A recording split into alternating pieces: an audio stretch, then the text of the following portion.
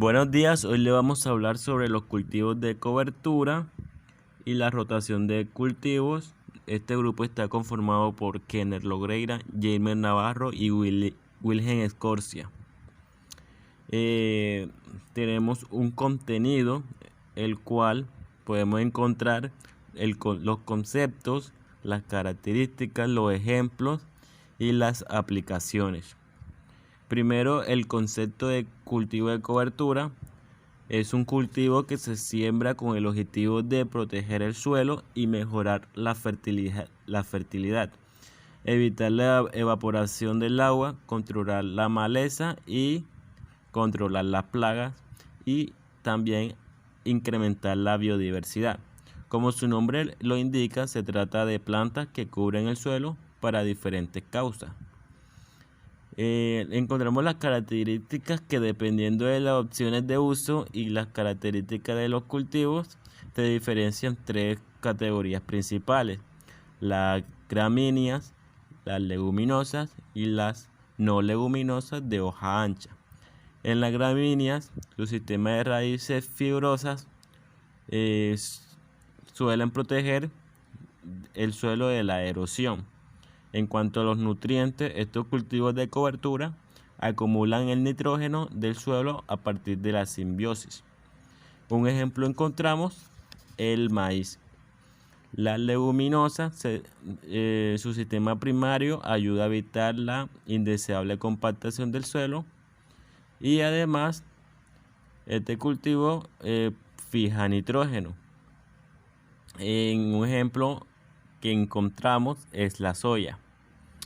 En las plantas no leguminosas de hoja ancha, estas absorben el nitrógeno del suelo, lo mantienen y producen abono verde. Este tipo de cultivo en ocasiones muere en condiciones invernales extremas. Un ejemplo que encontramos es el rábano. También encontramos tipos de cultivos de cobertura por estación, que son los que se crecen en diferentes estaciones del año: otoño, invierno, primavera y verano. Todos estos cuentan con particularidades y ventajas y desventajas. Primero, en los cultivos de cobertura de invierno. Esto se trata de cereales plantados después de la cosecha de otoño y su objetivo es proteger el suelo hasta la siembra de primavera. Los cultivos de cobertura de verano crecen en verano entre las rotaciones de especies primarias. Esta práctica se aplica para matar las malas hierbas, prevenir la erosión y preparar la tierra para el siguiente cultivo. Aquí encontramos un ejemplo: el trigo. En otoño es la cebada.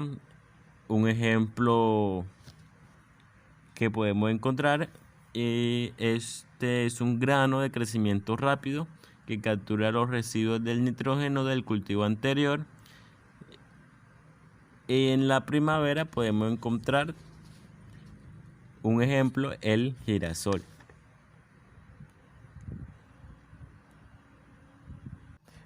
En las aplicaciones del cultivo de cobertura encontramos que puede proteger el suelo cuando no está cultivado, suministrar una fuente adicional de materia orgánica para mejorar la estructura del suelo, reciclar los nutrientes y movilizar el perfil del suelo con el fin de facilitar su disponibilidad para los siguientes cultivos.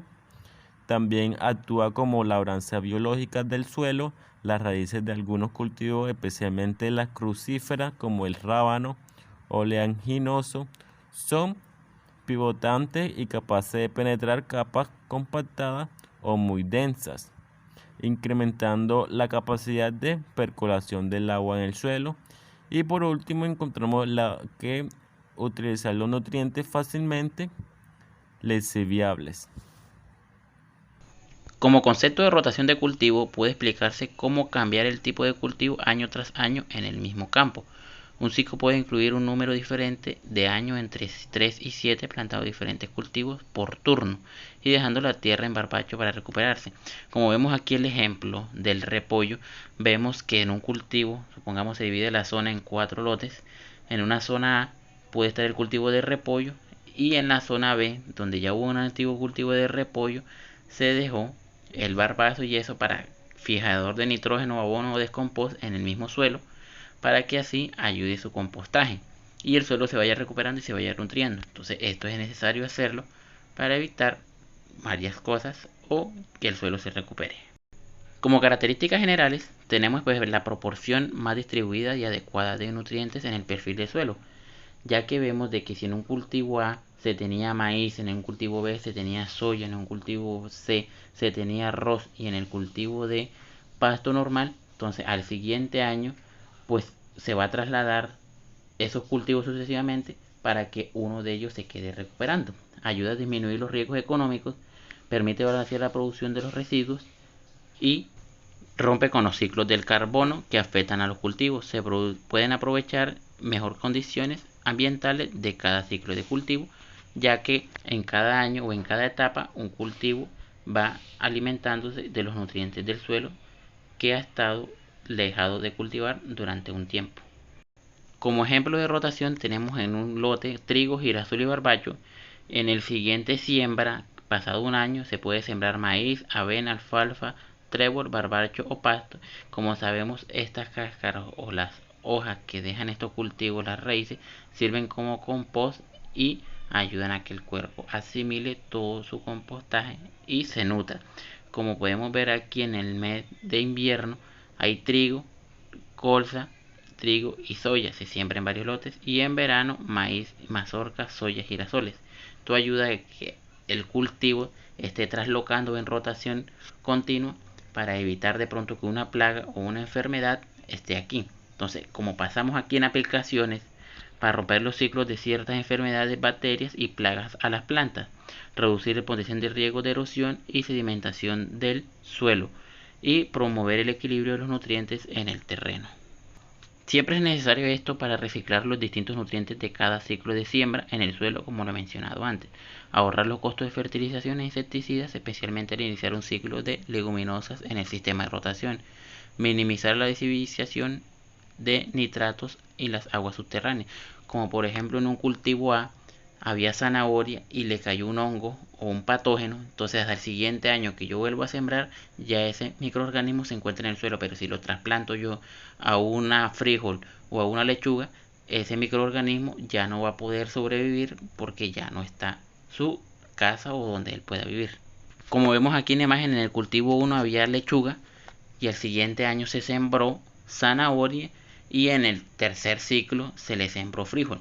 Entonces esto ayuda a que ambos aporten nutrientes y fijen nitrógeno al suelo, tanto sus barbachos, y eso también ayuda en decompostaje al suelo y así haya una mayor producción y menor equilibrio en insecticida y plaguicida porque se controlan naturalmente. Bueno, muchísimas gracias.